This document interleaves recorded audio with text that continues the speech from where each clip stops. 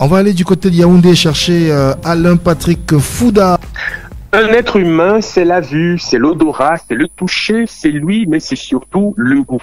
Au Cameroun, le goût est tout particulièrement sollicité, tellement nous sommes riches de mets succulents et ô combien variés. Si la joie est une brûlure qui ne se savonne, le disait Albert Camus, c'est tout le contraire de notre gastronomie, fruit d'une séculaire inventivité culinaire. Nous l'avons appelé le yamo.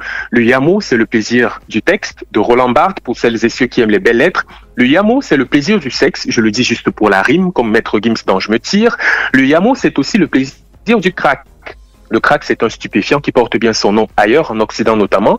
Ici, chez nous, on appelle ça le mbanga, le ta, le njap ou le gay. Il apparaît à l'observation de la vie du mot yamo dans le discours social, il est localisable dans la galaxie du mbolé, de telle sorte qu'on pourrait penser, et c'est une hypothèse à valider, que le mbolé, c'est l'arbre qui cache non pas la forêt, mais l'herbe séchée.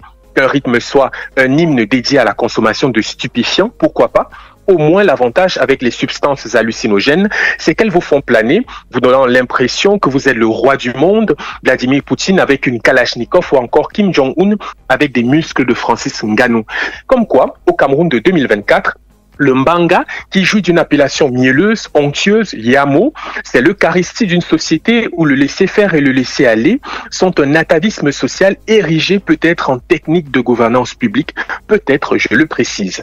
À quelques heures de la rentrée scolaire, ce serait intéressant d'envisager une conférence sur le trait d'union fantasmagorique ou non qui existerait entre le mbolé, les jeunes scolarisés et la consommation de drogue.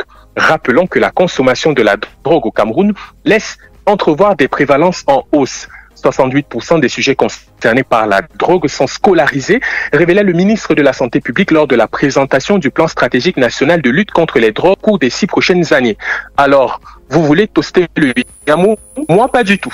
À lundi pour un autre numéro de l'heure des mots sur ABK Radio.